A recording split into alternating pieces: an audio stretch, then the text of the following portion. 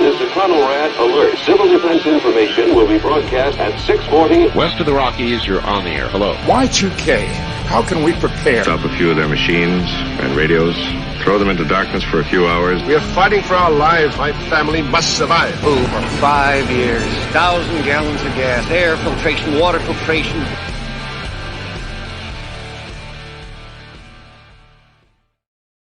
Coming at you from the frozen tundra that is East Central Alberta, Canada, streaming live on YouTube, Facebook, Twitter, Twitch, Rumble, and Odyssey. Welcome back to the workshop where we create community, find freedom, promote preparedness, and share success. I am Toolman Tim. Today is January the 28th, 2024, and this is a laid-back episode number 420 of Workshop Radio. That is rather pertinent for everybody. Just as soon as we bring you'll know as soon as we bring these guys on. I don't know what just happened here, folks, but 3 seconds before I went live, my LED shop lights just turned to green. So if I look kind of funny, I don't know what some Chinese signal must have came through all at once. There we go. How's that? No, that's way too bright. There we go. What a good start to the show tonight. We got some good fellers coming on in just a minute. We're going to beat the meat around a little bit and talk about some stuff. We will prepare your meat jokes, prepare your dad jokes. I've got Joe coming on in just a minute, and he brought a dude around. I don't really know him. Kyle Backwoods wrestler, butcher, something. I don't know who it is, but I've heard he's a decent feller. We'll give him a shot. We'll keep him on a short leash tonight. The only thing we got to do is remember our one sponsor for the evening, and that is Amy from A Farmer's Kind of Life. She was the second ever sponsor we had. Been on for a full year now. She is a good friend. We've met many times in person before. She's been doing this way longer than I have, and she was nice enough and willing enough to support the podcast.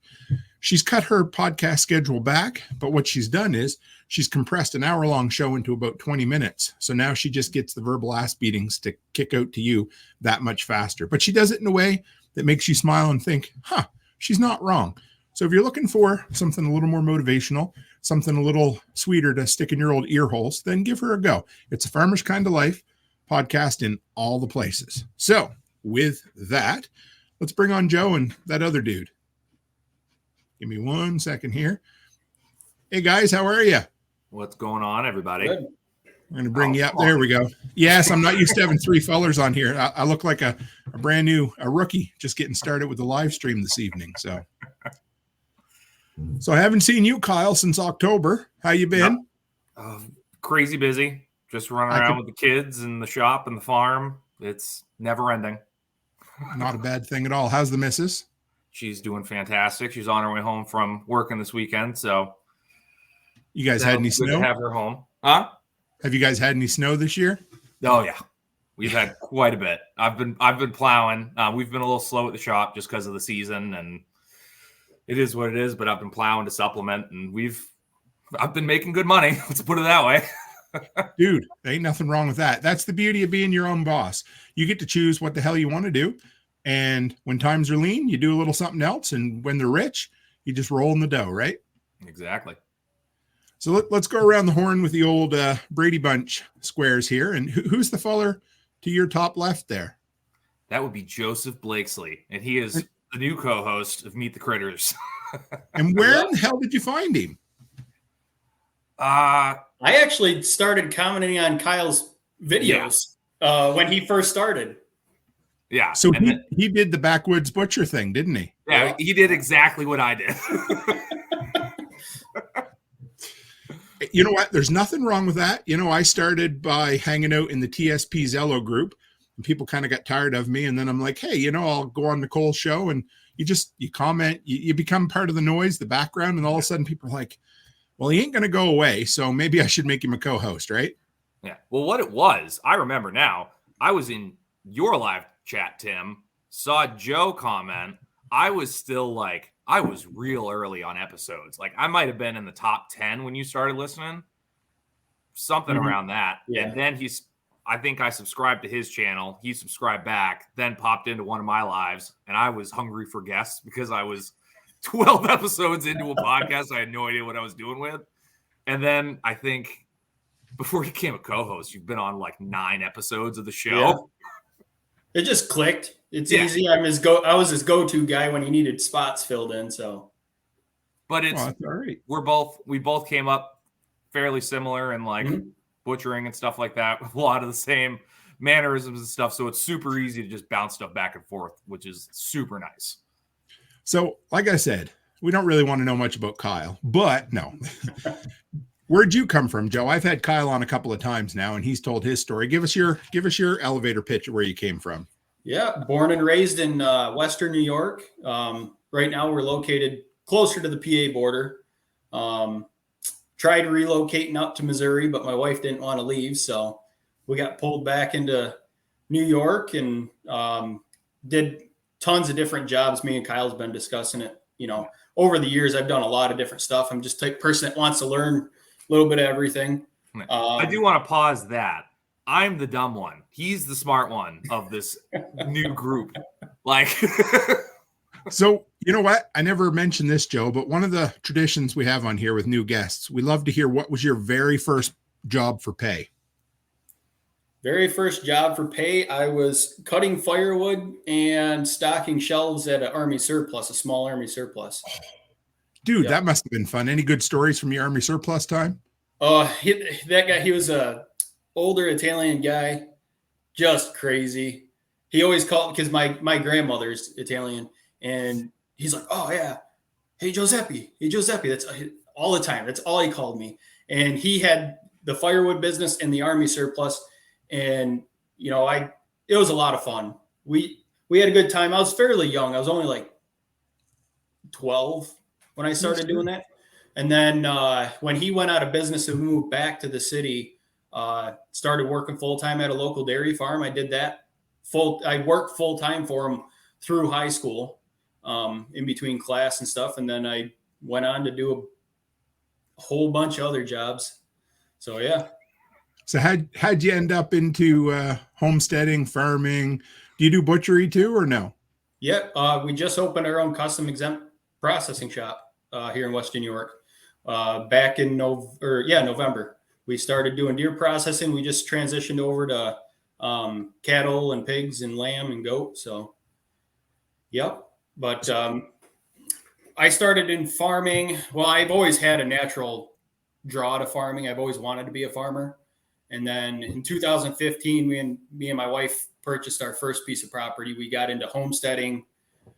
I started getting more into the prepper mindset, growing our own food, making stuff a little bit, self-sufficient. Sure. We're still mastering that part. It takes time, takes knowledge and a little bit of cash to make things work. But in 2020, we purchased our new place with some more acreage. I picked up a lease on my neighbor's ground, and now we're slowly transitioning into more of a farmstead, small farm type business. And then we got approached earlier 2023 about going partners and opening up a custom exempt butcher shop. Nice. So, yep. You said 2020. What time of the year did you guys purchase your land? We purchased I think everything went through and we were moved in by June 1st. So before the craziness of the prices going whoop through the roof? Well, it was like right in the beginning of that. We actually had like bidding wars for like 4 other properties before we finally found this one. So it was like right in the beginning of it and everything was just skyrocketing. So we ended up having to pay more than what I think our property and house is worth for what it is, but a good deal for what it is now, what it's worth now.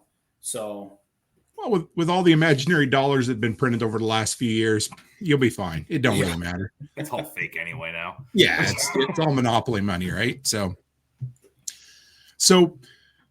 how has it been so far being co-host with Kyle? How's that worked out for you? Not bad. Actually, it's been pretty good. We're still working out the kinks, figuring how we're going to flow things and make it work. It's different for me because I was so used to being, pulled on as a guest versus now being a co-host, actually putting in the work and thoughts and bringing people in and how we're going to word things. And so it's been fun. It's been interesting, and I'm glad that I'm on there. I'm glad that he gave me the opportunity. Had you been making a whole lot of content up till this point? I slowed down in the fall when I got really gung ho because I did. We have our YouTube channel. We started around the same time Kyle started his. We're smaller than he is, but we slowed down on our content because I did a lot of the work on the butcher shop myself, the septic system, the dirt work, framing, steel. We got a lot of videos on our YouTube channel of the Nice. building of the butcher shop. Electrical, it was just me and one other guy. I did all the plumbing myself, a lot of the interior. We did hire an Amish crew to help with the steel siding roof. And I mean, they just do it a ton faster, so you can't really beat it. So tell me about that, because I have heard somebody said to remind you to promote yourself. Just so you know, in case anybody out there doesn't know how podcasts work, you come on, you offer value, and then in exchange, you get to promote the hell out of whatever you want to promote within reason. I had to stop it at Kyle's OnlyFans, but before that, we were good. So, but yeah, so don't forget. I have kids to feed. Well, anyway, all right. So, talk a bit about the Amish. I always love hearing stories, but say somebody moved to your area and had never worked with the Amish before, and they're like, "Hey, I heard they're hard workers and a decent price." How do you even go about contacting them? How do you hire them, and what's the process like? Your best bet for us is just go to their house. If they have a sawmill or anything, just start asking. You guys got somebody that does carpentry? Do you got a good steel guy? I've been in this area long enough. We have 5 minutes away is a whole community Amish, and I do all my business with the Amish. I hardly leave these two hills. We were just talking about that last night. We have a major dry goods supply store that I buy 90% of my dry goods from in bulk. We have a chainsaw shop. We got a steel roofing guy. We've got multiple sawmills, animal feed places. We got greenhouses, herbal remedy shop. They have clothing wear, boots, and pretty much if you can think of something that the Amish do, in the 2 or 3 local communities that we have a shop that they run. So we're pretty fortunate. Like I said, I enjoy working with them for the most part. Like any kind of classification of people, you do get the ones that are hard to deal with. They're not that good of people, but for the most part, in general, the community's pretty great. But yeah, that would be my biggest thing. If you move to an area with an Amish community, just 98% of the time, you're going to show up at one of their farms or businesses and ask questions, and they're going to point you in the right direction. They're pretty good people to deal with. And not only that, they know they're all business owners in one way or another. They're going to try to keep that business within their community because it all benefits each other. So if they can point you to the guy that does the carpentry or block work or whatever they're doing, sawmilling, they'd much rather do that than versus trying to send you to, a normal English guy. And their prices are really reasonable for what they're doing. So, nice. Going to go on a little tangent right quick, but I got it. Do they use power tools that you're Amish? Yes. Yeah. DeWalt or Milwaukee? Both. Just depends on the crew. Sure. That's cool. So they use them around their own property too? If the rule, because we have a little bit older style Amish, okay.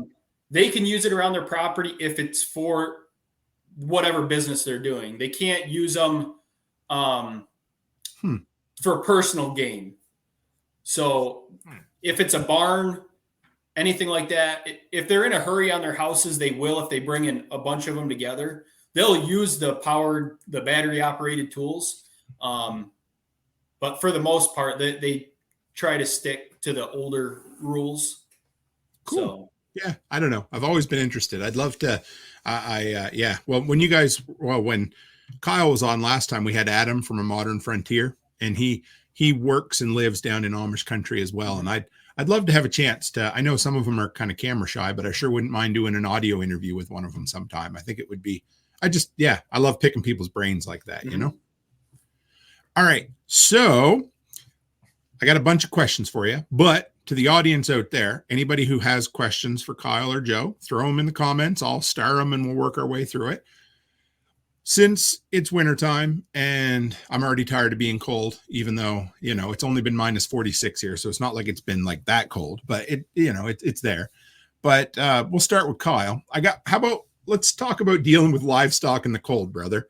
Yeah. He's like, oh yeah, you had to, didn't you? Share your thoughts, your tips, that kind of stuff.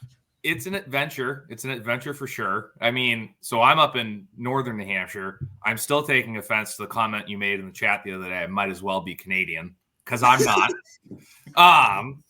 But it gets damn cold up here. We get a decent amount of snow, and you need to have your pens locked up tight. Like, you need to make sure that nothing's getting out of your pens, because I run electric on all my stuff. I do double of everything. So I do woven wire and electric.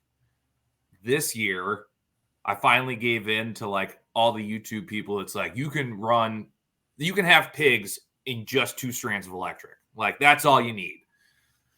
And I did 3 strands of electric. I was like, you know what? I'll do it. I'll give in, but I'm going to double it up. And soon as the ground froze, completely lost my ground. My fences are useless. Now all of them are buried under snow. So I had to bring in 16-foot hog panels, get everything in, because this was in my feeder pen, which they're 5 months old. So they're just small enough, but also big enough to get into everywhere. And once they get in there, they're going to destroy everything, because they're about 100 pounds of just bulldozers. So Canadian Farmstead says Kyle's as far north as I am, but I'm probably further north than he is. You know what? This is going to be a dumb question, but I'm going to ask it anyway, because I haven't had a ton of experience with electric fence over the years. But does snow short it out or ground, you know what I mean, so that it doesn't work proper? Yes and no, depending on your fencer and how much snow you get and like how like compact it is. Like, if you go in there with a shovel and pound down on your electric fence so it's impacted in snow, yeah, you're going to lose your ground. But if it's like light fluffy stuff, you're usually good. I'll honestly usually, when I was doing beef, like when I was running cattle, I would usually just snip the connection to the bottom line, because they're not going to go through it anyway. Like, cows are dumb enough that they're like, that's hot, I don't want to touch it, and they just won't.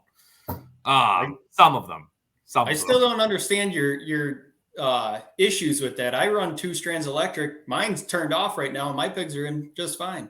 I don't like it. The pig gods are against me. Like, every once in a while I do get a wander, but I don't worry about it too awfully much. Yeah, I don't know. I didn't like it. So I'm redoing everything in the spring again, and I'm not excited about it, but it's going to happen. But yeah, raising animals in the winter is just like, you just got to be prepared. You got to have extra everything, extra buckets, extra parts, extra plumbing supplies, all of it. Because I run the nipple waters for all my pigs. I have 13 pigs on the ground right now.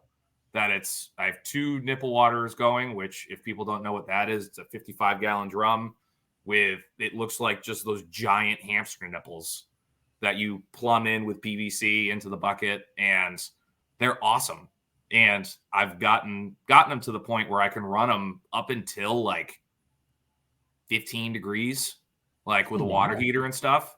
And even then, like, you just got to blowtorch them out. Like, unless you like don't get to it right away, and then you're just sitting there with a blowtorch on a metal nipple with leather gloves on, trying to pass like all the water through, and it's like, this sucks. When we had pigs the one year, I used 55-gallon buckets, but I used I bought a couple of old cattle waterers like you'd see in cattle pens inside a farm, or like a barn, and they actually surprisingly worked well. Didn't take them very long to figure out. You just push your nose in, you get water, and it never got cold enough. Well, we only kept them till November, so it's not like they were overwintered or anything, right? How about you, Joe? Everything that Kyle said is accurate. My number one advice, if you're brand new to livestock and you're not sure what direction, go with feeder livestock that you can finish before the winter. If you're in a really cold area, may it be, if you're really adamant about beef, get a 700 or 800 pound feeder steer, finish it out for the summer and fall, and then process it before it gets too cold. Same thing with feeder pigs, get them in the spring process, meat chickens, whatever you're planning on doing, just to get the experience, play around with your fencing, figure out what you're doing, and then start slowly getting into breeder stock. Because if you jump right into breeder stock and you're fighting with, 700-800 pound pigs trying to keep them in a fence that wasn't built that great. Like, my fence isn't nothing to shake a stick at, don't get me wrong, but I have a big enough fence charger that those pigs respect that fence even when it is off for an extended period of time, for the most part. Now, if there's snow, we get quite a bit of snow where we're at too. And if the snow starts getting up over the top wire, I have cattle panel fences I'll bring the pigs into and lock them up until I can get that top wire at least uncovered. And I also do the same thing as Kyle, even with my pig pens. Each strand I can individually separate. So as the snow builds up, the bottom wire I'll shut off, middle wire, and then I have some that's on 3 strands. And I'll just leave that top strand hot. But yeah, heat, if you're in a really cold climate, water heaters if you have electricity. If not, they have a ton of videos on off-grid things. I've seen some where they have little, almost like rocket mass heaters that sit down in the side of their steel tanks, and they just start a small fire in there for a couple hours during the day just to keep the ice off. Other than that, you're in rubber water dishes. If you don't have any of those options, I have some for my pigs they're quite large. They hold 10 gallons of water at a time, give or take. And that's more than enough to get your animals to get their water that they need. You might have to do it 2-3 times a day, but you can break the ice out of them without the dishes breaking. That's if you can't get some kind of electric to keep your stuff thawed out, and you're not very good with makeshift stuff and trying to build stuff, the rubber water dishes are the way to go. I use them for my meat rabbits. We use them for our chickens. I use them for my pigs when it gets too cold to run the drum waters like Kyle's talking about. That's probably the biggest thing. And then make sure your stockpile of hay or whatever you got in feed. I always make sure I have, in the wintertime, I make sure I have at least 2 weeks of feed. And I go through a lot of feed because we do get random storms. Like today, it was 50 yesterday. It started out as 40 today. It dropped down to 31 degrees, and we got like 5 inches of snow this afternoon. So it's just, if you don't have to run to get that feed on a day like, I deal with the Amish, so I can't go on Sundays to get my feed, or Thursdays. That's their 2 days that they have off. So I try to plan at least 2 weeks ahead to give me the break that I need to keep restocking on my feed. Yeah. That's one of the main reasons I stopped doing beef, was just because dealing with them through the winter is just awful. And obviously the price of hay right now is insane. I couldn't do it at the moment profitably, and it was killing me. So I'm like, we're just not going to do it this winter. And it's the best decision I've ever made. Like, up until right now, I'm like, thank God I'm not dealing with round bales. Like, I'm still kicking myself for not doing the same thing. Yeah, it is such, you can, during the spring and summer, when all your fences are nice and tight and the grounds are great and there's plenty of grass for everything to eat and everything's just loving life. Like, the only thing you got to do is go stand out in the sun for a little bit, make a wallow for the pigs, and just watch the piglets play. This is great. Then all of a sudden it's 15 degrees, water's freezing everywhere. It turns into if you're not productive and making sure all your stuff is in line going into winter, you're going to have a real rough winter. Yeah. So could most homesteaders, could they make a go at it by just doing the seasonal thing? Buying weaner pigs in the spring, butchering in the fall, buying a feeder cattle, that kind of stuff because some people would say, well, that's not real homesteading because, you're not creating your own breeding stock and stuff, which I call bullshit on, but would it be easy enough to make a go at it doing that way? For sure. I mean, in my opinion of homesteading, especially just starting out, you're gaining the experience by doing it. You're producing your own healthy food on your land or a leased piece of land or whatever it may be. I would go for it. That would probably be, if I had to redo things and start from the beginning, knowing what I know now, that's the way I would have went. for sure. Oh, for sure. Absolutely. I wouldn't have bought 2 cow-calf pairs and started raising cows like right away. Like, Yeah. I think there's a stigma on it because it's like you're buying a live animal and you're raising it for your food. So there is that thing where it's like people are like, oh, well, that's not homesteading. You got it when you got that cow when it was a year old. It's like, okay, I'm still raising it for the next 9 months. Like, at least in my area, it's like you're raising that animal for the next 9 months, regardless.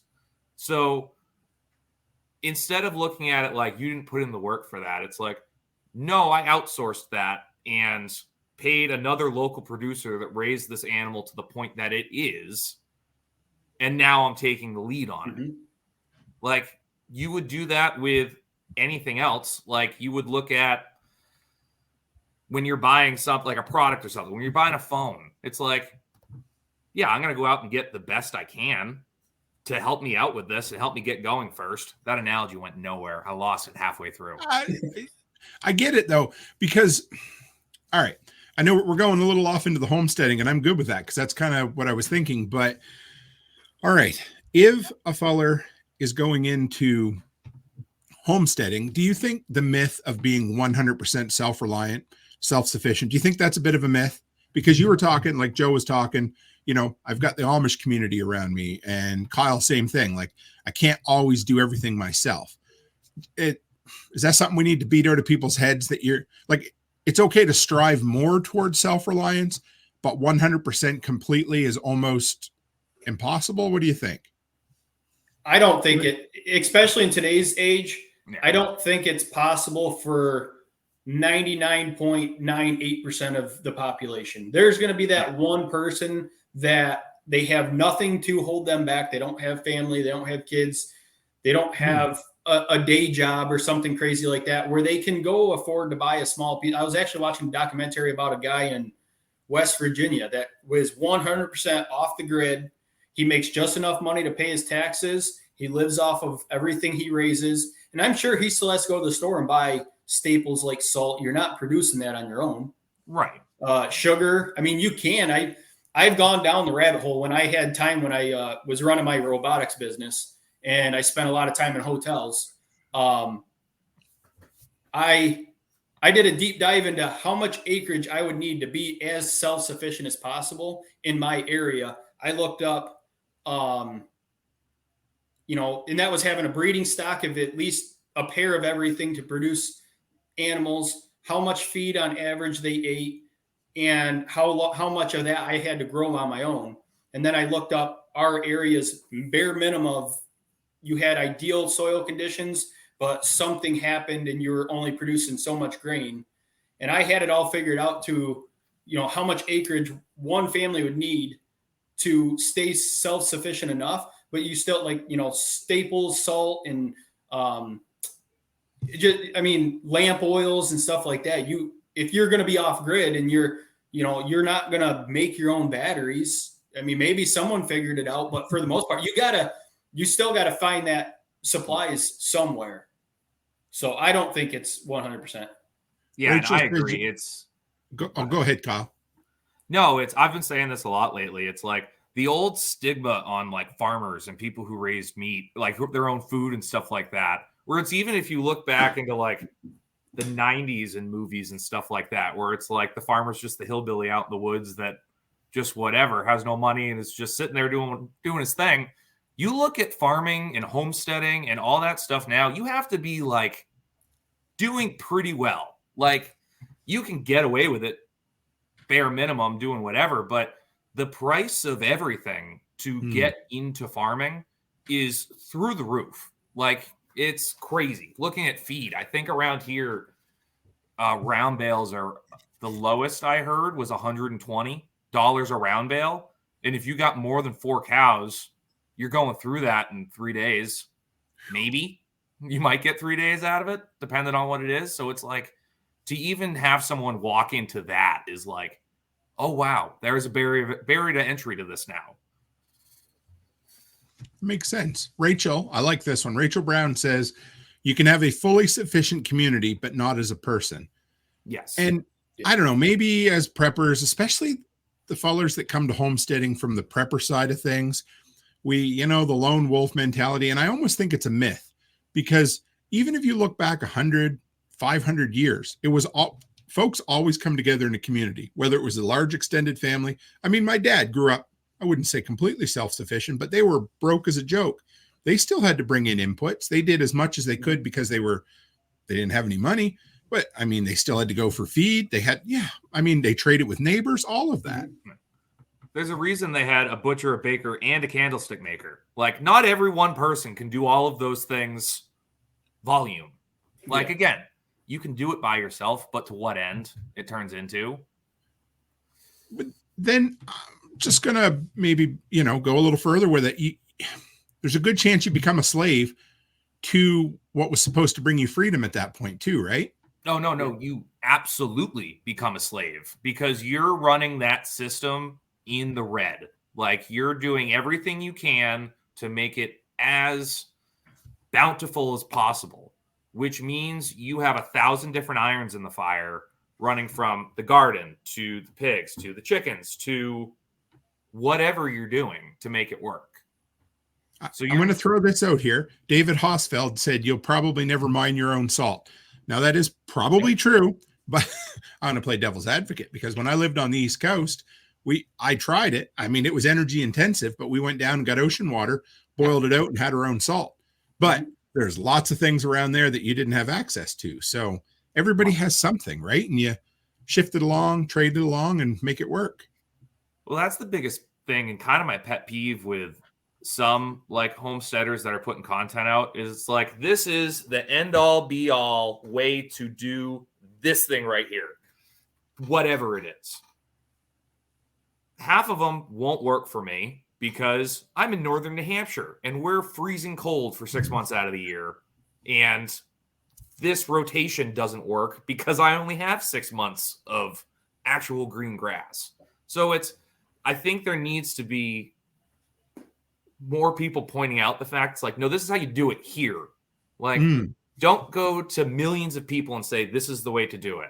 It sucks. And it could somewhat cut off like your viewers in a way of going, listen, I want everyone to listen, but I'm really only talking to these people here that are doing this exact thing because this is where it makes sense. If you're in Arizona, half of what I say carries over. Like, farming's farming, but some of the things I do, people in the western part of the country would never have to deal with.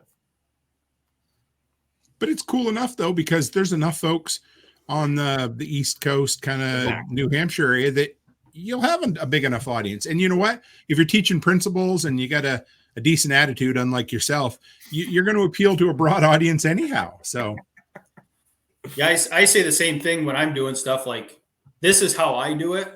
It might not work for you, but the way I took it, like, I wanted to start a YouTube channel for quite a long time. And I just finally I decided to make the leap. And, but 90% of my stuff that I view is YouTube.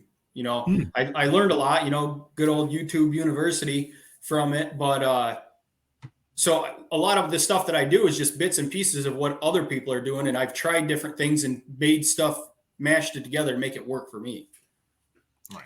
So Joe, how long have you been doing butchery, practicing as a butcher? Practicing as an actual butcher or doing my own stuff? Both. So I've been processing my own animals since I was early teens. We started out with chickens and hunting and stuff and slowly working up. But as an actual tradesman butcher, doing retail style cuts and learning how to tie and doing a full, breakdown the right way, like what you're going to go to the grocery store and buy. I've been in it for 5.5, 6 years. So I got a question for you then that came from the last time Kyle was on. So what is a cut sheet? And why is it important to both the customer and the butcher? Because this is something I didn't know before I went and ordered my first side of beef, and I didn't get it right till about my third. And I know Kyle will appreciate this question. Yeah. So the cut sheet, like me and Kyle have talked about this a ton. We've done a little bit of content on it, And the cut sheet is made for us as the butcher, so we know what you want. It's very hard to have a cut sheet that works for both the customer and the butcher. But what we do, we sit down with our customers and go through it with them so they understand, so they're getting what they want out of the animal, because me and Kyle are very, very similar in how we do things. And it's funny, even he learned from different ways of cutting, but when I watch his videos, I see, we do cut and make cuts very similar. But Kyle has said to me, and I've said to him also, where we want you to go home with stuff you're going to use. We don't want to fill your freezer with stuff that's going to get freezer burnt, because not only did you, even if we didn't raise the animal for you, you've purchased this animal at a decent price if you're buying a quarter, half, whole animal, and you're paying us to process it, which is another decent expense. I want you to go home with the best product that you're going to pull out and actually utilize. I don't want to send you with a bunch of stuff that you never heard of before and just hope that, it's not my problem. Like I never want to do that to somebody. So the cut sheet for me is, I take the time with all my customers. I had one here like almost 2 hours last week going through it with them. It took a lot of my time, but they're probably going to be repeat customers because they've never had that from another butcher shop. Yeah, you're going to have a customer for life because of that. And now they understand my cut sheet, so I don't have to spend 2 hours with them again. Maybe, because a lot of people don't only buy once a year. I've had that complaint too. Well, they got irritated because I only do this once a year and I don't remember. That's fine, but once you spend that large amount of time with them, it doesn't take long for them to click and remember after that. Most people. I mean, you're always going to get that one pain in the ass person that doesn't remember anything you told them. Kyle. No, I'm just joking. But for me, that's what a cut sheet is utilized as. So what are the things that people should know? Because I remember, like I said, the first time I didn't know, it's stupid. I didn't even know how thick I just went in and got the standard thickness of steak, and I didn't know about hamburger, how much to a package, that kind of thing. So what kind of things could a person learn, before you come in, or at least be cognizant of? Because a lot of people, you just open a package of hamburger or two every time. You don't think how big it is. You're like, oh, it's this big, right? So what are some things folks could do before they come in to order for their first time? The best thing is pay attention to what you're utilizing. And if you're not sure, that's the thing. You find a good processor that's going to sit down and work with you on it. Because a lot of people don't know. So I just pull stuff out of my freezer of other people's stuff and I show them. This is a 1 pound package. This is a 2 pound chub of ground beef or sausage. This is a 3/4 inch steak. If I have. We were trying to. So for those in the audio only listening to this recording, Canadian Farmstead just asked if we're all just going to ignore the cut shit instead of the cut sheet that Joe said. So it's all out there. We'll giggle like little schoolgirls and we'll move on. How's that sound? There you go.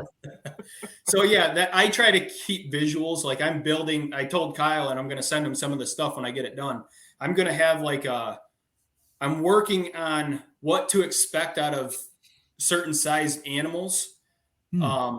So, because I've been getting a lot of those questions, like, okay, how many steaks are we going to get out of this animal? How many pounds of ground beef? How many roasts? So I'm actually working on that as I cut and do different sized animals.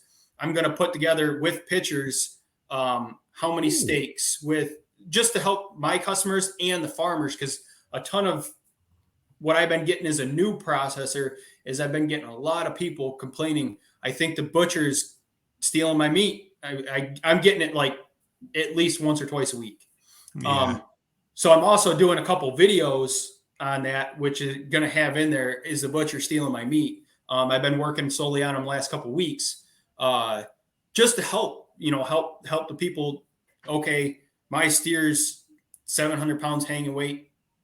With it between 700 and 900 pounds, I should be getting this many 3/4 inch steaks out of that animal, I only got half of that. What's going on? Or, make them realize that not every animal's the same. You could have a 700-pound, or pigs are a better example. Right. There's so many different body styles of pork. You can get really long ones that have been specifically bred for a nice long loin and bacon. And then you get something like what me and Kyle have with the Mangalitsa's, that they're shorter, they're more of a lard pig. You're probably going to be shy a couple chops, a couple pounds of bacon, because they're not quite as long as those commercial style hogs.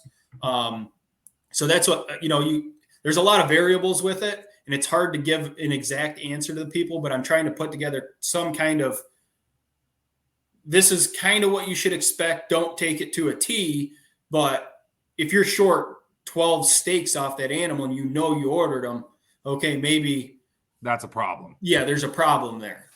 There's another section of that where it's, and I'm not saying that this about all producers or farmers and stuff like that, but I feel as though a lot of the time, the people that are making complaints like this are also the people that bring in a 115-pound pig and are like, why am I only leaving with a box and a half? And it's like, because you brought in a small dog and asked for bacon.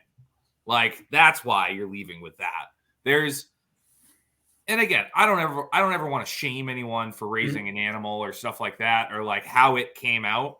But there does need to be some like, hey bud, you did your best, but this is the reason you're not getting back 150 pounds of meat, like, from this animal. So yeah, that's why I'm trying to put those sheets together, saying, okay, if your pig's in the 150 to 200 pound range, or 200 to 300 pound range, and then your beef, I'm going to break it down to 400 to 500 pounds, and then 5 to 6, 6 to 7, and so on and so up, to give them a good idea of. And what I've been noticing too, because I've done a pretty good array so far in the last few weeks. I've done stuff that are over 1,000 pounds of beef, and I've done a couple that are riding 500 pounds. The chops, as long as they're 3/4, might not necessarily be, or the steaks on a beef, of course, they might not necessarily be less, but the size of that steak is going to be a lot smaller. So there's a lot of variables in it. It's going to take me a while to get it all put together and figured out, but I think it'll be worth it in the end for my customers and farmers to utilize. And I'm going to send those over to Kyle when I'm done with him, so he can use them in his shop. And anybody else, if you got a small shop and I finally get those done, I'm more than willing to send them out to you. One thing that I've noticed, and I remember the very first time I ordered a quarter of beef, I can't even remember if it was the front or hind. I don't remember at the moment, but it wasn't much more than a laundry basket full. I think I took like 4 milk crates in a laundry basket with me, and they come out, and I was like, two things that I remember, and other folks I've talked to, everybody thinks they're going to get more meat than they are. And you also don't realize how far that little bit of meat goes. Do you know what I mean? Like it's weird. And then the other thing is at least in my head, the price, you automatically compare the quality to the steaks, but the price to hamburger, right? So I'm like, okay, I just spent this much. And if I bought hamburger, I would get 12,000 pounds or whatever. You know what I mean? Yeah. But then you're like, oh yeah, but I've got prime rib in there, rib eyes, T-bones, filet, all of that. So it's tough. And I had to learn, because I remember the first time thinking, geez, why did I spend that? But then you start pulling it out of your freezer. You're like, holy shit, I haven't had to buy meat in months, and we buy it once a year now. We've got to the point where we buy a side of beef and it lasts us. So So Joe, you were talking about ground. So I want to ask Kyle this one, because I didn't ask you last time. Oh boy. So no, it's nothing. We talked about steaks and different things, but how about ground? What's the best mix, grind, cut, whatever, for the best grilled hamburgers?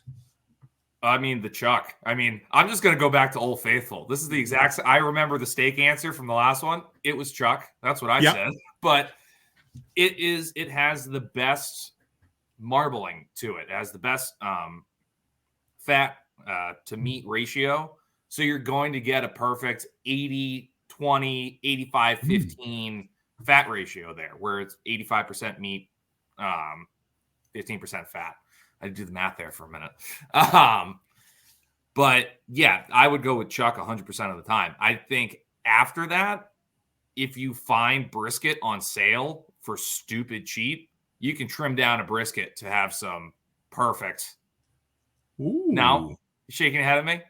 No, never grind the brisket. But no, like now, brisket's now probably with my Sam's, favorite cut. That's Yeah. why I say that. But No, yes, you're right. I mean, love fat brisket, cuts that way. but like with Sam's Club and Costco and all these big places selling whole primals of stuff. Yeah. Where it's like they'll put out stupid deals on brisket. Yeah, pick yourself up 2 or 3 briskets for whatever a pound. Go home, trim them up. Now, not only do you have burger, if you really get ambitious, you can render down that beef fat. Now you have beef tallow to cook with as well. So again, it's all about what you're doing and how you're doing it. Like if it was from a cut sheet perspective, like if I was going through it with a customer and it's like, all right, what do you eat? Like, oh, we eat a ton of burger. I'm like, do you eat a ton of pot roast? And they're like, I hate pot roast. It's like, Right. fantastic. Chuck's going in that. Or going on to the hindquarter, it's like, oh, do you guys like oven roasts? We never cook oven roasts. Well, fantastic. That means we're going to grind the bottom. We're going to grind the eye, like stuff like that, where you're going to get more burger. It's going to be leaner, but that just means you got to kind of pull that from somewhere. And it depends on again, age of the animal, breed of the animal, size of the animal, of how much fat content it's going to have. And how they're fed. Yeah, how they're fed. If it's a completely grass-fed cow, like it's not going to be great. Nonetheless, like it's a grass-fed Holstein or Jersey steer that's 12 months old. Yeah, it's going to be really, really lean. So the ground chuck. So 2 things. If I came to you, Kyle, and I said, I want a bunch of ground beef, but will you package the ground chuck separate? Is that usually a problem if I wanted it, or no? Is that hard? Yeah, that's not usually how I do it for sure. Because when you're trimming down a beef and you're going through everything, it's all going in a lug. Like all the grind that I call it. Basically, again, if I just chunked up the chuck, it would go into the grind. But also everything from the arm, the brisket trim, everything from that forequarter would also go in that grind bucket. So to grind it, leave that separate would be grind that one, then grind the next batch, then switch everything back over, which you have to do anyway. I guess you could. It would be a pain in the butt, and I wouldn't love to do it, but could you? Yes. Let's put it this way I'm the same way. It just depends on how much we like you. Exactly. Sure. That is exactly the correct answer. If it's a really good customer and I know they're repeat customers or just a decent person, they're not treating me like crap, I'll go over, far and beyond for that customer to do exactly what they want. So if you came to me and said, hey, I want that just a chuck separated and ground and labeled separate, I would do that, as long as you're a good customer. If you're annoying and just hounding and disrespectful, I'm probably not going to go out of my way. I'll give you the best product out of the whole animal, but I'm not going to take that extra time to take that. What do you say, Kyle? 20 pounds of ground you're going to get out of 2 chucks if you get a whole cow somewhere there. Again, depending on the size of the animal. And then, so now you're not only keeping it separate, you're grinding it separate, you're packaging it separate, and you got to have it labeled separate one way or another. So now you got all those packages you got to mark somehow differently. And if you looked at it also from the whole thing, now all the rest of your grind that you've kept separated is way leaner. Yeah. Like you're not getting that much fat out of the rest of the trim unless you're really heavy trimming. You need the chuck to balance out the bottom round, the eye round, depending on how much of the top round you put in there. Like, because those are very, very, very lean cuts. Yeah, that's how I do it. Is I try to combine everything and split it up. Like when I'm trimming out a front, it might all go into one bucket, but then I take those 2 buckets, kind of try to mix it up 50-50 to get the most even grind as I can out of that whole animal. Like if you wanted to save the chuck and keep it separate, and I would say, okay, we can do that. but you're not getting short ribs because I now have to grind the entire short rib plate to make up the fat content that needs to make the rest of your burger the right ratio. Makes sense. So what about adding extra or excess fat to give all your ground an 80-20 mix? Is that possible? I know you'd probably have to buy it or I mean, go ahead. For me, if your animal has enough fat cap on it, and I know that you're looking for, I always, same thing for Kyle. We've been doing it long enough. We can look at that meat as we're cutting it and be like, okay, it's going to be a little lean. We could trim the very outside edge of that fat cap and save the better fat that's underneath to add back in of your own animal. Okay. You're doing that math as you're going through. Like that's one of those tradesman things where it's like you just have that math in your head to go, all right, that layer is a little lean. This burger is probably going to be about 90.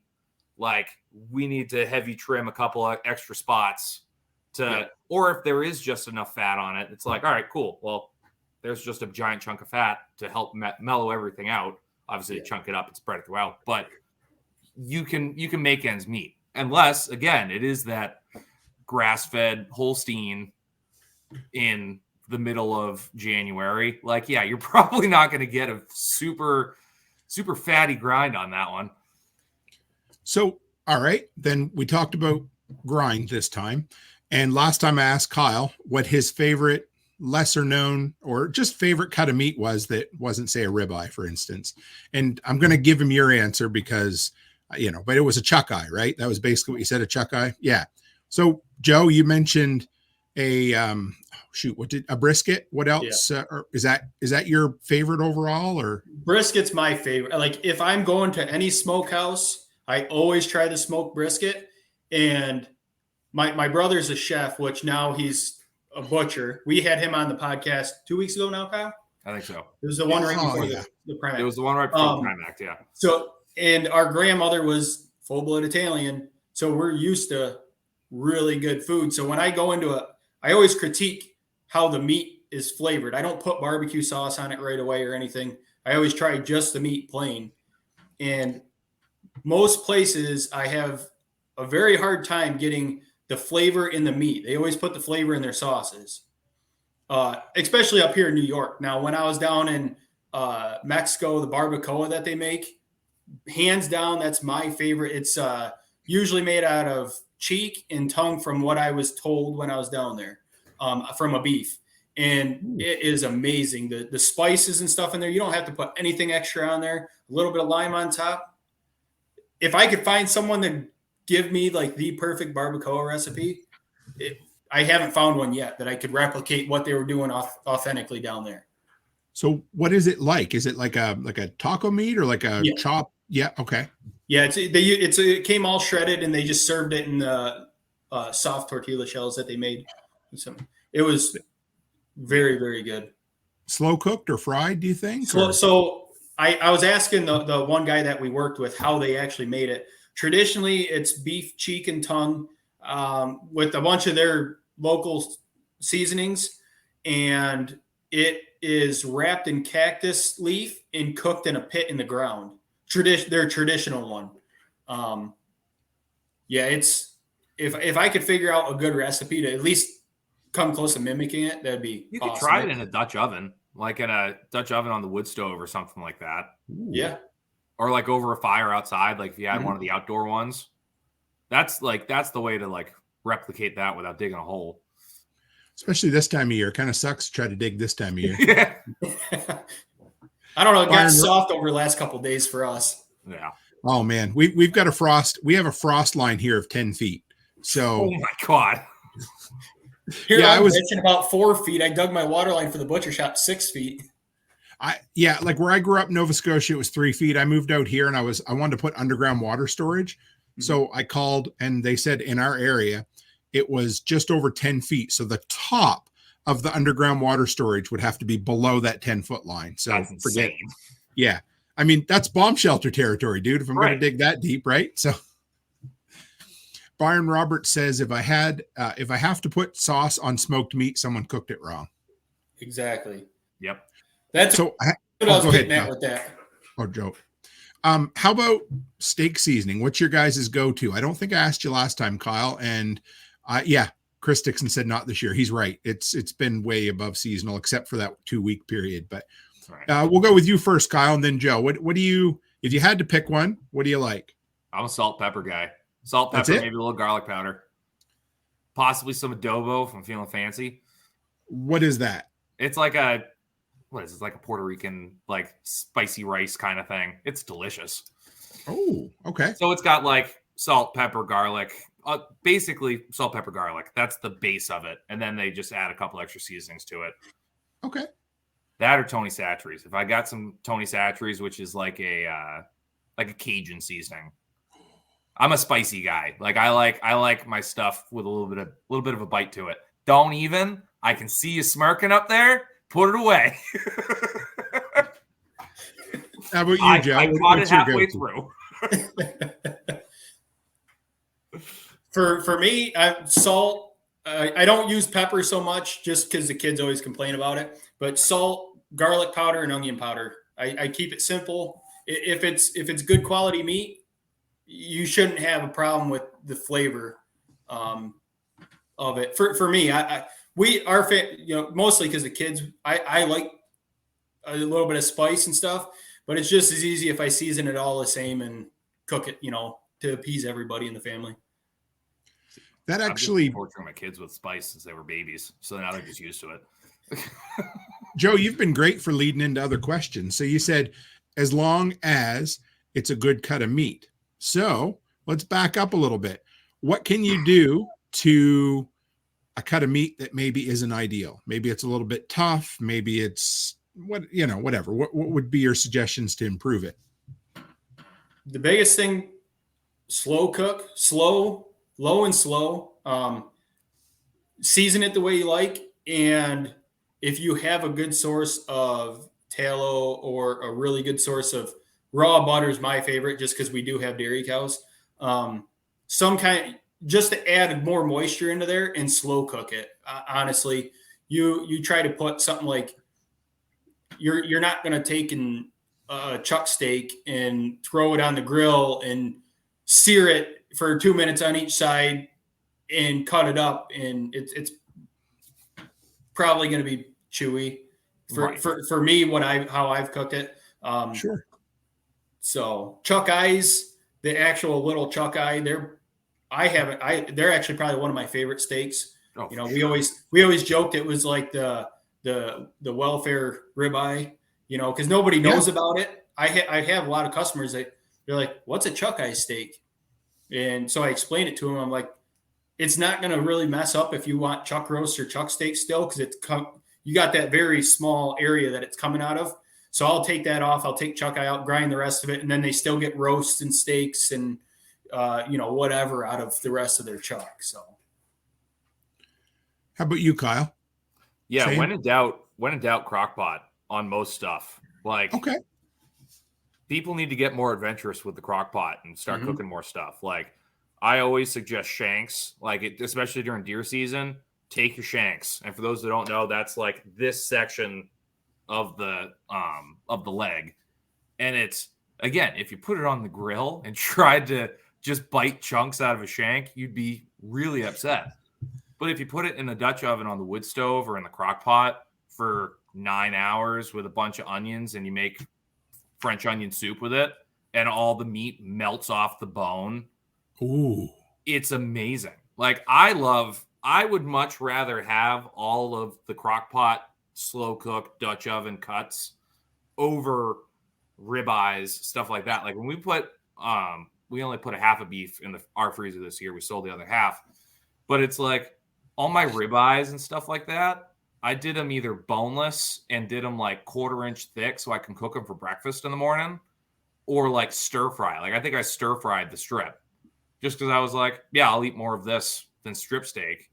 But then I also was like, awesome, I've got a bunch of chuck roasts, I've got a bunch of cross-cut shanks, a couple other random pot roasts and short ribs that I can put on if we got a fire going outside because we're working outside during the day, if the wood stove's going in here, if we're leaving and it's like, cool, toss all this stuff in the crock pot, dinner will be done when we get home. Like, people underutilize the crock pot for sure.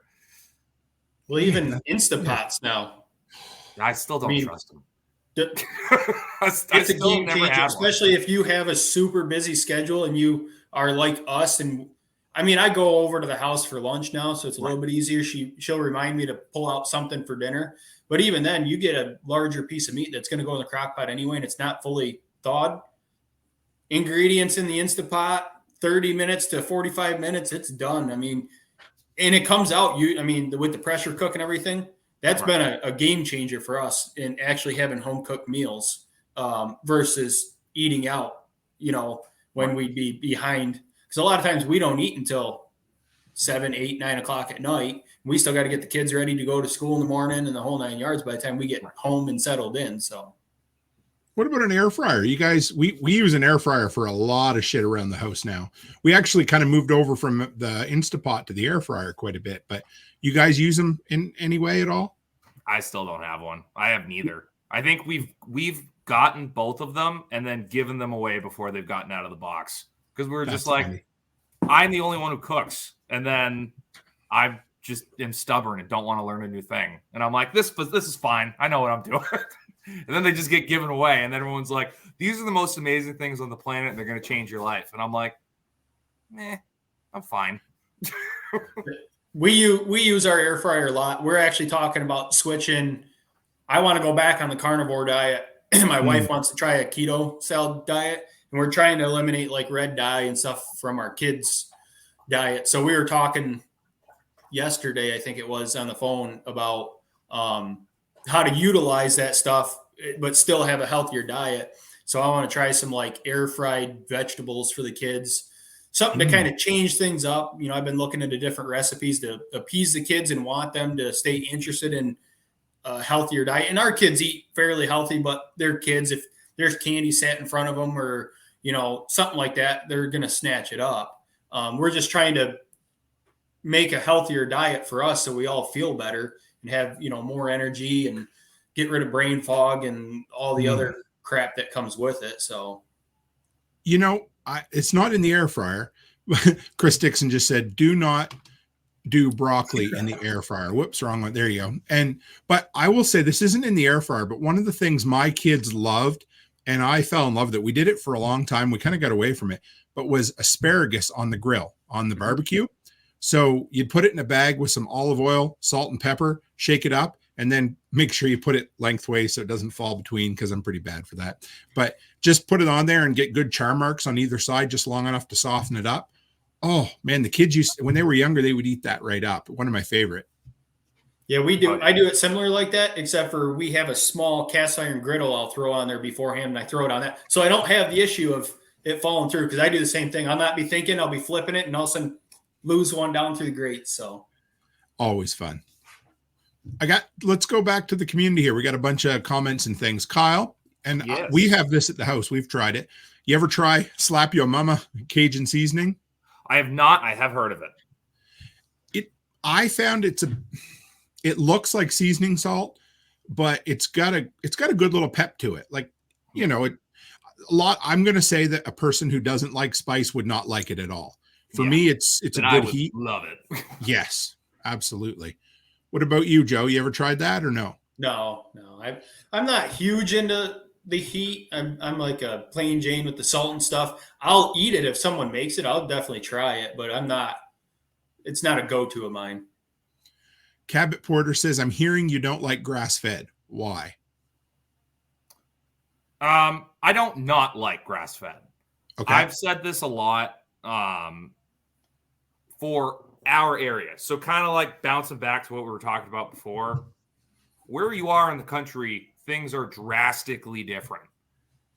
It is incredibly hard to raise really, really nice grass-fed beef in my area because, like I said, you only really have open ground to graze for like 6 months, maybe 7, if it's like a very temperate like winter. We don't have the ability to graze out that long. So then it's your supplement with hay and everything like that. Then it's -5 out. And those all that fat that you work so hard to put on in spring and summer is just shivered right off. It's not ideal in this area. You go down to Texas or Oklahoma, where they have endless acres to just grass feed and finish cows on, all the power to them. I'm sure it's amazing. I've never had it. I've never had the pleasure to cut that up. I have seen some people that have really done a good job, but at the end of the day, the amount of money they put into it, they're charging, like, what they're charging for that is insane. And also the amount of people that I've just seen just shiced the whole system, because that's the other hard part about it. Like, to be grass-fed legally, like in the eyes of government USDA systems and all that and the other thing, it's like, yeah, the thing has to eat grass for like a third of its life. That's it. So they can just pump it full of corn in the beginning, and then it's like, nope, you're just on grass. And then if you really break it down, where it's like you talk to some USDA inspectors and they're like, yep, it's only grass-fed. Do you know what corn is classified as? Maize. Do you know what maize is? It's type of grass. No shit. There's a very fine line with it that they mess with it. So a lot of people, now that I'm in the shop all the time by myself, I've been listening to a ton of podcasts about grass finishing beef, especially in our area, because I have the same issue as Kyle, but I'm running grass-fed animals. My dairy cows get a little bit of grain to supplement while I'm milking, but that's it. But all my beef animals, I try not to feed grain to unless it gets really bad out and they're starting to lose body condition. I'm not going to let them suffer. But so I've got one steer that I'm playing around with. I was listening to, I want to say it was one of Joel Salatin's podcasts the other day. So I'm actually holding that steer until an actual 24 months. But like Kyle said, that's added expense. I'm at the point right now where I'm scrounging to look for round bales, which aren't, I mean, we're not as nearly expensive as what Kyle had said, but it's still expensive enough. I've got 9 head of cattle that I'm feeding, and I'm going through a 4x4 round bale every 2 days. And my last load, I paid $50 a bale. And that lasted me not even a month. So I need another load now, and I'll probably need one more to get to the grazing season, depending on how far winter wants to hang on. So yeah, but I'm holding that steer. I was going to originally process him this month, but I decided I'm going to hold on to him until about June, finish him on that nice spring flush of nice grass. And June is like, it's the tail end of that spring flush. So I'm getting close to 60 days of that good grass in them, as long as, like I said, the snow actually goes away in May and doesn't stick until Memorial Weekend. Or you hold them until the fall. So now I'm playing with, do I breed for my cows to calf in the fall and raise their calves through the winter, and then I'm finishing in the fall? So there's a lot of things I'm trying to change with my herd to keep them a grass finished, because I do enjoy a good grass finished steak. I've had my last couple steers have been completely grass fed and finished. And as long as you cook it properly, and you learn how to cook it without all the fat content in there, like a corn fed, and the health benefits on it. I mean, there's tons of, I'm not going to get into the studies on it, but there's tons that you can look up on the benefits of grass fed versus grain finished, what you're getting out of it, micro, macro nutrients and stuff. So no, I don't hate grass finished. It's just, you got to understand what you're raising and what you're getting back, because I think is what Kyle was going for with that comment. Right. And I do think graining your cows does get such a bad stigma when everyone hears graining and they're like, that's bad. And it's like, no, if you only feed your cow corn and grain the entire time and it gets some hay or whatever, like free choice, a cow is going to go to grain 9 out of 10 times. Like, that's not great. That's where you run into health issues. That's where you run into obesity. That's where you run into bad fat content. Like, the amount of cows I've cut up that it's a 1,000-pound hang weight carcass, and between 3 cutters all three of us have to empty our barrels, our 55-gallon rendering barrels of fat before we can finish the cow. That's all money going down the drain. That's bad. Like, don't do that. But like, I grained my cows. I usually do, especially just going into the winter, because usually I try to time it for right around this time of year. And going into the winter, they need that supplement. But I was bringing out for the last year we put in the last 2 months. They don't get grain most of their life, except for going in the winter. The last 2 months, 3 months of his life, he got 3/4 of a 5-gallon bucket of 16% protein feed and corn. And it's like, yeah, he didn't have a massive fat cap. Like, he had a decent amount of marbling in some spots, perfect for what I was looking for. And it's like, it's just that little push sometimes that helps him. Like, where you run into it is where it's just free choice, hundreds of pounds of grain a day. Mm-hmm. So it just depends on how deep of a dive you want to get into it too. Right. You get some of the people that are like really obsessed with it, where they're like, okay, that corn wasn't non-GMO organic, so those animals are absorbing the toxins that came from the corn. And sometimes if you're going to get that deep into it, find a good grass-fed producer and learn how to cook it properly and understand what you're buying. Is probably your best bet. Now, if you're that worried about that. You guys talked a bit about kind of what actually constitutes grass-fed and the, funny word games they play there. I actually had this question too. So you guys have been great tonight, but what are some of the things that the big companies or the corporations do to kind of get a little shady? I'll use an example. One night when we were really strict keto, I was eating chicken wings, unbreaded chicken wings from Costco. And I said to Becky, I said, these are kind of gummy. What the hell's wrong with them? And I looked it up, and they were injected with cornstarch. So there was cornstarch in them underneath the skin, which adds a ton of carbs and a whole bunch of other stuff, whatever. But they looked delicious on the shelf, right? Yeah, they sure did. So yeah, Kyle, Joe, whoever wants to jump in on that. I'll jump in on it. Do you got another hour? No, they'll inject cornstarch to make it plumper and stuff like that. They'll inject salt, like just straight salt water straight into it to get it plumper, get it looking brighter. They add gas to it to help it stay redder for longer. Like, it's all of this crazy stuff that you look at it and what are we doing? And then you look at most of it. I forget the percentage. I just heard it recently. Like, I don't even want to say a percentage because it's so crazy, but the amount of meat that is imported into the United States. It's most of it. Like, most of the meat that we're eating is imported into the United States. Even if it has a product of the USA, they just value add. So instead of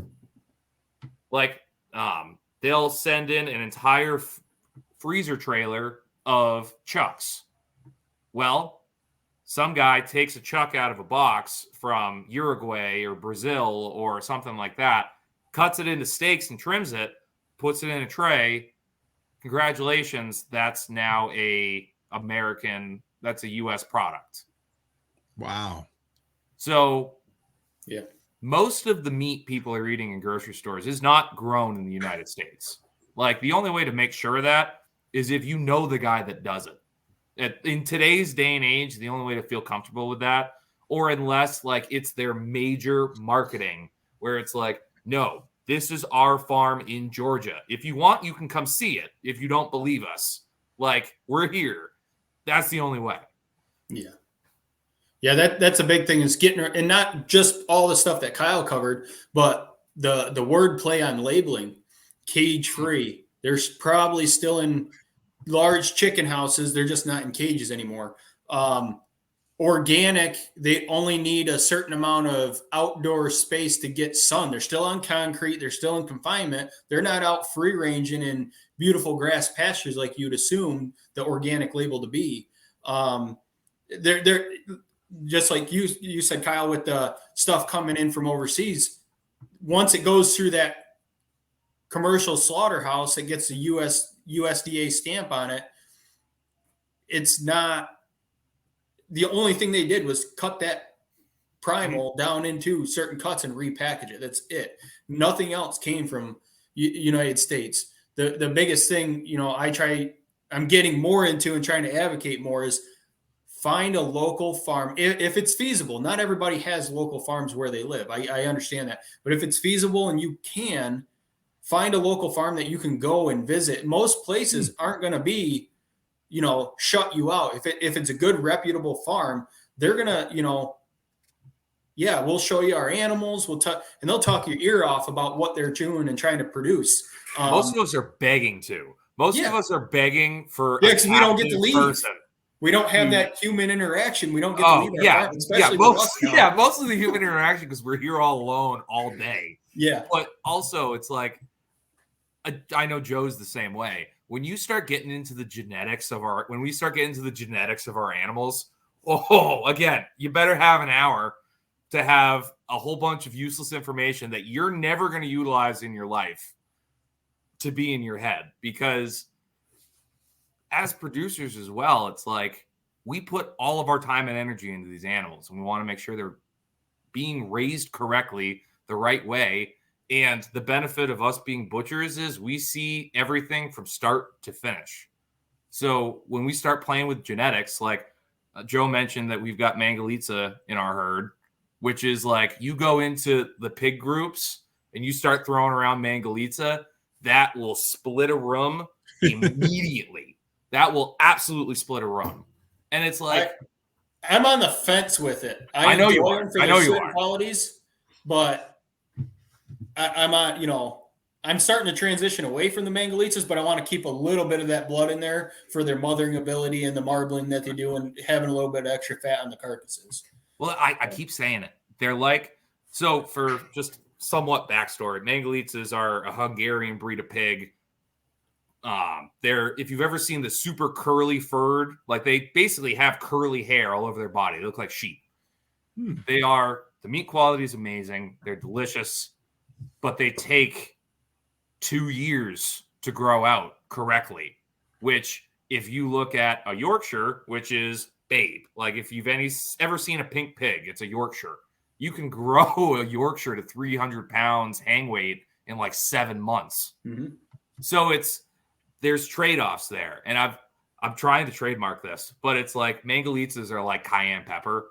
Like, yeah, if you take a giant spoonful of cayenne pepper, you're not going to have a great time. But if you just have a dash of it in there in whatever you're cooking, it's going to be great. Like, I'm trying so hard to get the genetics right on how much Mangalitsa and Ossabaw to have in my pigs to have a decent grow out, but still get all the good qualities out of it.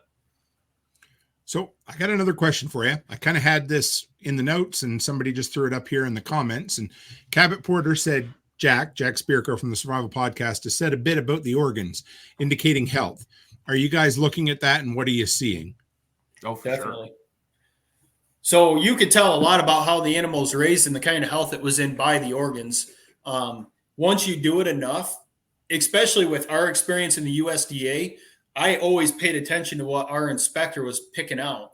Mm-hmm. If something didn't look right, okay, what are you seeing?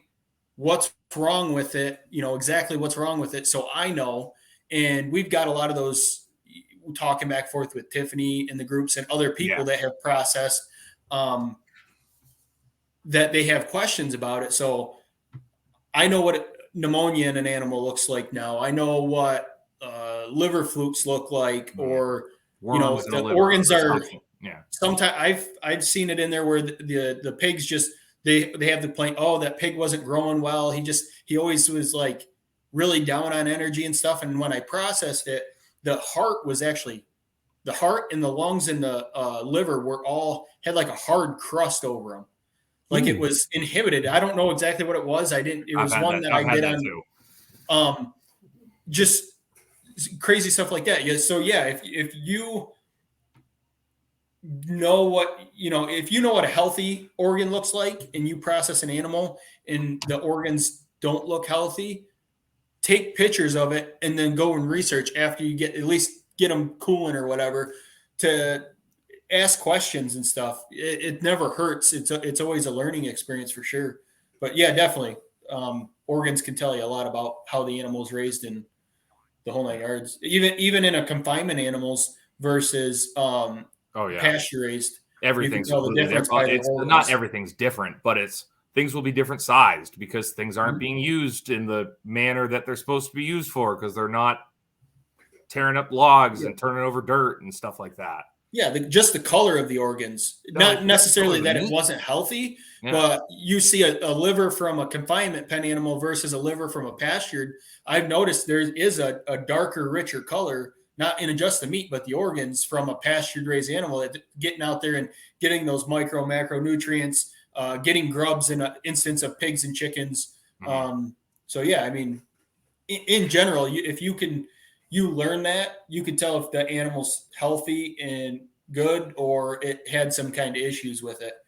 So, and what's nice is once you do it long enough, again, me and Joe are coming at it from another perspective as being butchers as well. Yeah. But when you've raised an animal long enough, you can just look at a pig. Like I always say, that's like a butcher superpower where you can just walk up to a pen and go, that pig's going to be done in 4 months. I'm like, why? It's like, well, you can still see that, right? Like you can still see that. That doesn't look great. It looks like the shoulders are starting to fatten up fairly well. Like you can, I like call it X-ray vision, where you can just look at it and go, okay, that looks great. That one looks fine. You have this much time to go. This is if I put a bullet in it right now, this is what it would hang at. That's what I was doing with those pigs in the group today that Rachel had sent over. Yeah. Like the more I looked at it, the worse those pigs looked to me. Yeah, you can see the neck. Usually if I'm looking for pigs, it should look short and into its shoulders more versus a really long neck on it. To me, it doesn't, either the genetics were off or they just weren't feeding those piglets enough. They weaned them too early or something was different, So yeah, it does help being a processor and doing enough animals and processing so many animals over the years. We can look at that animal, like Kyle said, and know if they're close to being finished or, or it's like, you just need to dig a hole. Like yeah. I've had some where I've looked at people and it's like, I'm not even gonna process that. And they're like, what do you mean? It's like, man, I don't have to open this thing up to tell you that it's sick. You don't want to eat this kind of thing. So what about organ meat? I mean, I know we talked about the quality of organs or, for the health, but I got a freeze dryer about 3 months ago. And the first thing everybody said, oh, go and get liver from the local butcher shop because it makes great dog treats. So first thing, just 3 months ago, I went to see them and they almost laughed at me. Not because it was something odd, but because so many people were asking for it all of a sudden, because for years they couldn't give away beef liver. So I asked for 50 pounds of beef liver at the end of November. Yeah, because I'm going to make a ton, right, for the dogs, and we might try to sell some eventually. I was talking to them the other day. They've managed to save about 35 pounds so far in over 2 months because people are taking it. So what are the benefits? What should you look for? What about lungs? Because that was one I never considered before, and I heard the other day that maybe they make a good chew item for dogs as well. Has anybody looked into any of that? Legally in the U.S., you can't take lungs. Really? At a USDA facility, they have to all lungs have to be thrown away and rendered. You cannot let a customer leave with lungs. Did not know that. Maybe that's the way it is here too then. And what's the reason? Do you know? I don't remember the reason actually for that one. I think it has something to do with a respiratory thing. Like they just want to make sure that something doesn't happen. Yeah, somebody's not eating it for some reason, and they're transferring some kind of respiratory disease over. If it's what's the term, zootonic? Yeah. So it's transferable from the animal to humans. Same thing with the beef over 30 months. Realistically, in a USDA shop, you have to take every spinal cord out of every animal, pork, beef, because it can be a contaminant and you have to dispose of it properly. Right. Wow. Essentially, that's where you'd get mad cow. Like, that's where mad cow disease lives. It lives in the prions that live in the spine. Yeah. So you have to go and take every piece that had spinal cord connected to it off. Yeah.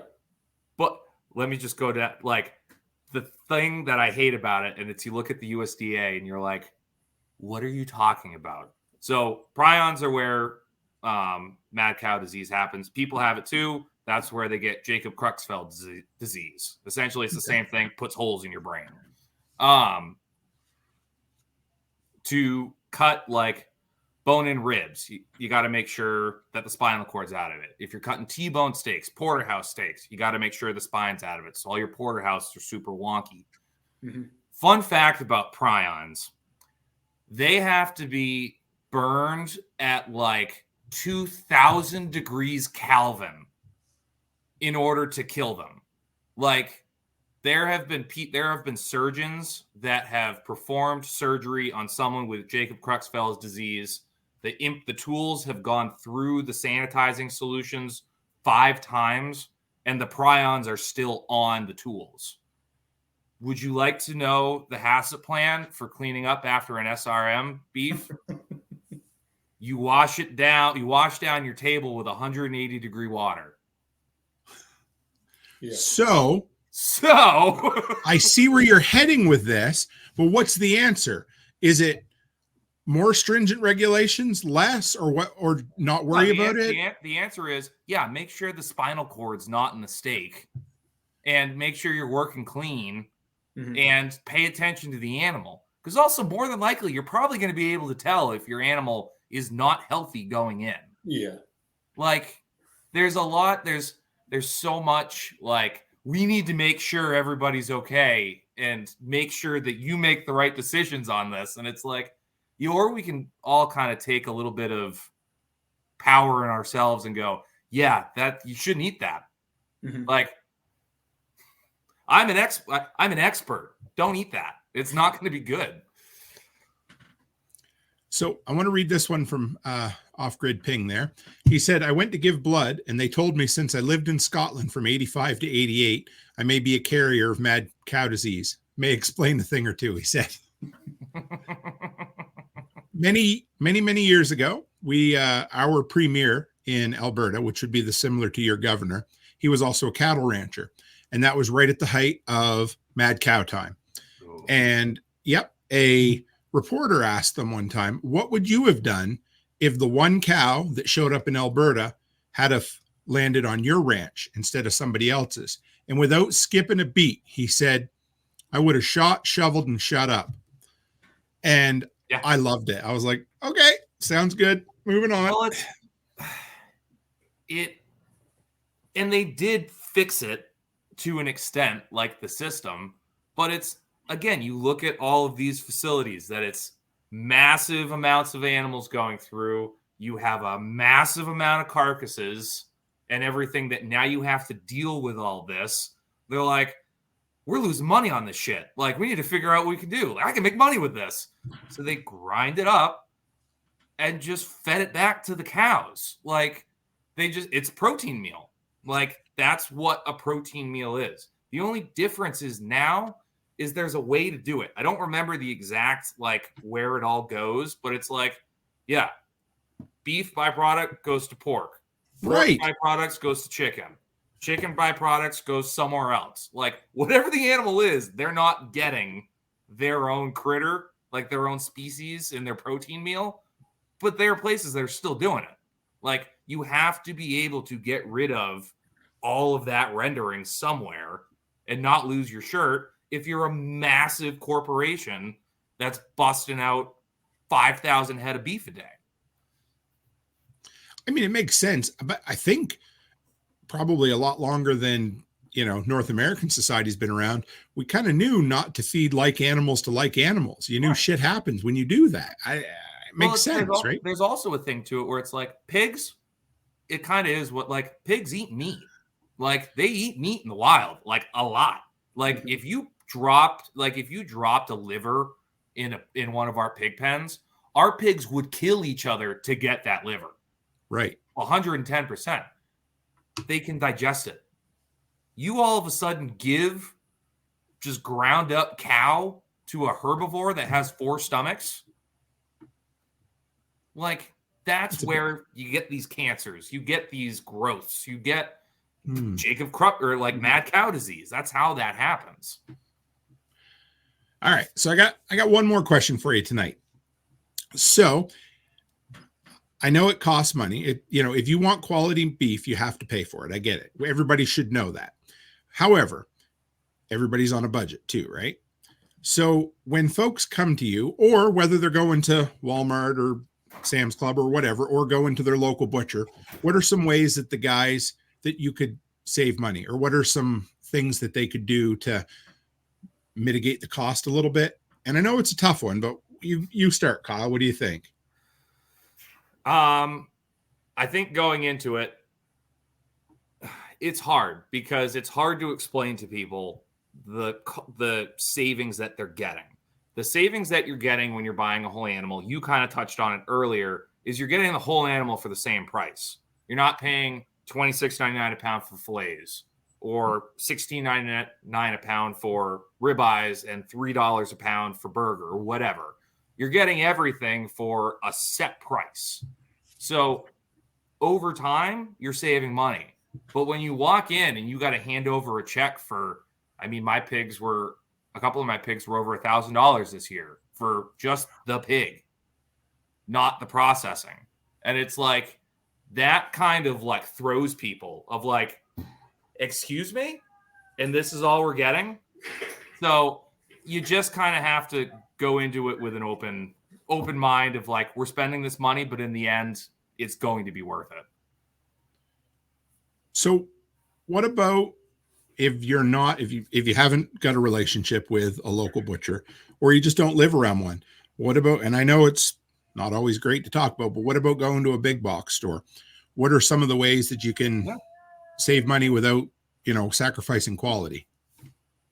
So look for sales, buy in the larger whole primal, and teach yourself how to break it down into those individual cuts. You're going to save money doing that. Like we were talking about with the chuck. You want a decent burger, buy a whole chuck primal, or some good sized roasts that are on sale. They might be getting to the point where they need to get them off the shelf and move them. That's like the perfect, grind it, package it, get it in the freezer. Ooh. And you don't need a huge fancy grinder for $100, $200. You can get a small grinder that's going to do a small amount of meat for you at home. I know the KitchenAids have me and Kyle are cringing thinking about a KitchenAid mixer with a grinder attachment on it because we're so used to the commercial equipment, like we can't fathom. But if you're doing it at home and you're doing 5-10 pounds at a time or 20 pounds at a time to save yourself money, Or even, I was watching a video the other day. The guy, he buys the chucks and he makes his roasts and steaks and chuck eyes. He saves the trimmings, puts it in his freezer, and when he gets enough, he'll pull everything out and then grind it. So he's not grinding the whole chuck, but he's saving money. Now he's utilizing every piece of that chuck instead of throwing it away as he's trimming that. Whole briskets with all the fat cap on it. And yeah. Rachel says, still didn't break my Harbor Freight grinder. Now, we have a similar type of store in Canada called Princess Auto. And I went in one day, and a great way to save some money. I got a $400 grinder for $100 because it had been returned. And on the outside of the box, it said, missing grinder dies. I thought, that doesn't make sense. Anyway, whatever. Maybe they were. But I took a chance. And they said if it didn't work, I could bring it back. So I opened it up. And I don't know what you call it, the piece that pushes the meat through the grinder, the plastic thing. Yeah. Well, in there, the top comes off. Yeah. And inside the top were the missing dies for the grinder. So just something to think about, and Facebook, especially, people get into it a little bit after hunting season. They're like, I don't think I want to make my own sausage next year. It's always a great, same thing. Buy a generator after the power goes out, because it's when to do it. Right. So I got one more question for you. Oh, you okay? I have a baby screaming, so I am going to have to jump off. So thank you, Kyle. Absolutely. If I can just plug real quick. Yes, let's. You know what? 603. Let's wrap her up anyway. I got one question for Joe after you tell him where to find you, Kyle, because you need to do that. Perfect.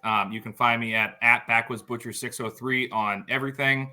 That is YouTube, TikTok, Instagram. We also have a new website now at backwoodsbutcher.com. Also, we have a Telegram group as well, the Critter Crew. So we've got almost 30 people in there now, and we have super fun conversations, farming, butchering, just complete nonsense. So go ahead and follow me. We'll have some fun.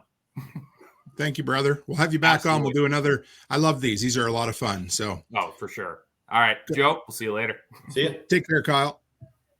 So, Joe, I got one more question for you. I asked Kyle last time, and he gave me the answer, but paper or plastic? I do all cryovac, vacuum seal.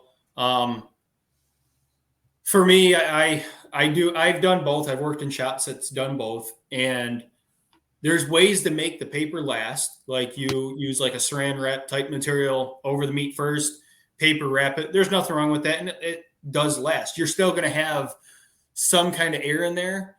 The one thing I do have to say with the vacuum sealing, if you have the money to spend on it and you're doing it for yourself as a homestead level, spend a little bit extra, the few extra bucks, and get a thicker mill bag. A lot of people don't pay attention to that. And most of the bags, I can't say most, you just got to pay attention to the mill thickness on your bag. Majority are 3, 4, 5 mil. That's usually, I try to buy 4 or 5 mil especially for my shop. It allows less oxygen penetration over time, and it helps with bone punctures too. So yeah, I'm a vacuum seal guy. I just think it puts out a better product. It's going to last longer, especially for people that are buying in bulk, that might not need to buy a half a cow, but they purchased it. And now that's going to last them a year and a half. I have meat in my freezer that I pulled out from 2 deer seasons ago tonight. That was vacuum sealed, perfect, nothing wrong with it, perfectly fine. We cooked it up for dinner. So wow. I bought a chamber vac about a month after I got my freeze dryer. I will never go back. I am so done with those. I don't even remember the name of them, but the ones you just put down in the food saver style ones. And they would work as long as there was no fluid in them, or you had to get special bags. Yeah. Yeah, and you can get the commercial style tabletop ones, but they still don't work as good as a chamber vac. In the commercial style ones, you're already over $1,000 probably to buy one. You're better off buying a small tabletop chamber vac sealer. If you can front the extra couple $100, by far do it. Dude, you're getting a superior product. I bought do you know Vevor, Vevor? Yep. Yeah. I bought it does 8x12 bags. So it's not huge, $300 and some Canadian. Oh, that's like $12 American. So that's friggin', it's cheap. No, it's about, I take about 30% off that in American dollars.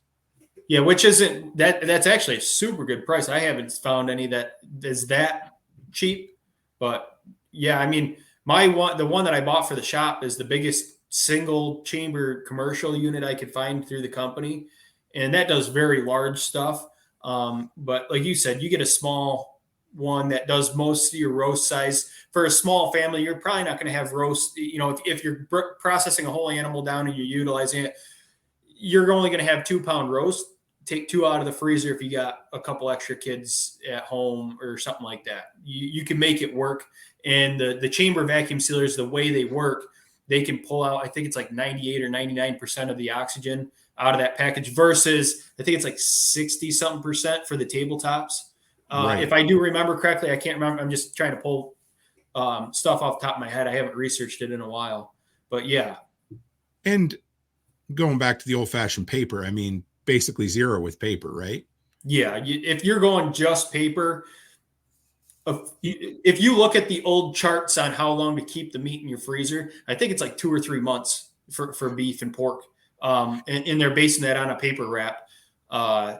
So yeah, if you're going to do paper and that's all you can afford at the moment, because resources are limited and you have to get those animals in the freezer, just buy some saran wrap the meat up as tight as possible in that, and then paper over top of that. That helps tremendously. You extend the life, but it's still no comparison to a vacuum pack, I don't think. I was going to wrap it up, but I guess that was a question there. So Cabot Porter said, we need a review on the chamber vac, or did I miss it? Haven't done it yet. I got so many things in the fire, but I haven't even done a video on the freeze dryer yet. But right here, Rachel Brown says, have you ever tried the heat shrink bags for poultry?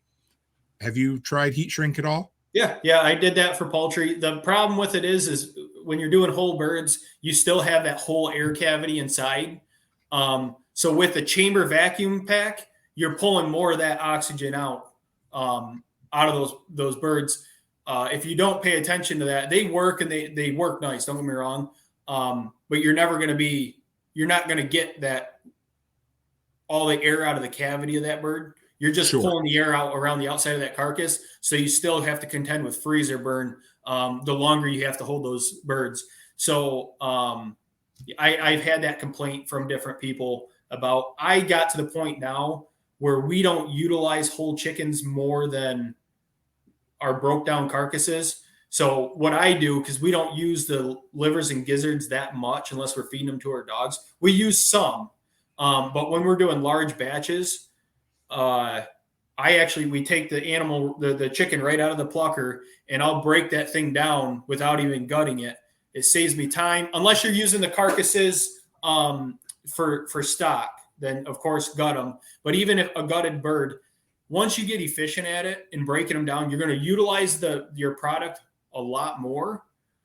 Yes, it takes a little bit longer, especially if you're not as efficient in it, but it's not that hard to take a couple whole chickens and just break them down. Even if you're buying them from the store, just teach yourself to break those birds down. You're probably going to utilize it a lot more. I had a lot of complaints from family members that I raised for where they had whole birds in their freezer for 2 years that they never used. And now they're freezer burnt and they're no good. So they're feeding them to their dogs or throwing them away.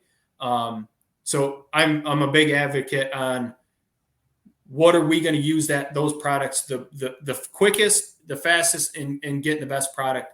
So if you can find someone to teach you or videos, I'm going to be putting out poultry processing videos this year of complete breakdowns. So yeah. Apparently Kyle put the baby in a bag and now it's fine. I don't know what happened. So. We're not going to talk about it. It's fine. No, that's fine. So I'm back. No, that's all right. Well, we're actually just wrapping up right at the moment. So it's good. No, it's good. So let's let Joe do his best. Plug whatever you. Yeah. Tell us how we can find you, Joe. All right. So first, I am now co-host on Meet the Critters podcast. You can find me there every week with Kyle. I didn't want to forget that one this time. And then YouTube, Blake Slee Acres on YouTube and Blake Slee Acres on Facebook. And we have our email linked to it. So if anybody's got questions or anything, I'm always willing to talk about farming, animal raising, processing, any of that. And I'm on adamant on Kyle's Critter Crew on Telegram. So any of those places you can find Kyle, you probably can get a hold of me. I don't have Instagram, TikTok, Twitter. I don't have any of that fancy stuff yet. You're missing out on all the fun. You'll get there, brother. You'll figure. No, it's good. Well, Joe, this was fun, man. Thank you very much. I appreciate for you carrying the load for Kyle this evening too. It was a big help. So. Well, boys, we got to do this again. Of course. Every time we beat the meat around here, people get excited. So we slap my meat around with you guys. we kept the jokes to a minimum, but they're a big hit. So we'll do them real quick. Pipin said next time maybe whoops, that's not the one. Cooking tips on grass-fed meat versus supermarket meat. So maybe, we'll come up. We'll do a bunch more. So, boys, if you want to hang in the background for a second, I'll close the show up and I'll be right back with you. Sounds good. All right, guys. How much fun was that? I love these roundtable episodes. Ever since we started them there last year, they're some of the most fun we have because you get natural conversation, you get to learn shit, and it's funny. But most people's brains work better when you have 2 or 3 people to throw the ideas off of. And Kyle and I were, I like to bust his balls, but he is a brother, and he's a dude that I consider an incredible friend. And I'm proud of him because he is kicking ass and taking names. And Joe's a great guy. I'm glad we had him on. Make sure you give him some support. I know we're all kind of out of the same greater community, but I do my best to spread the gospel of everybody else who's out there. So make sure you give him a shot. Follow them. If you're not, drop into their live streams, bust their balls a little bit. And guys, if I don't see you before, we'll see you Thursday evening for This Week in Prepping. And as always, stay happy, stay healthy, and have a great week.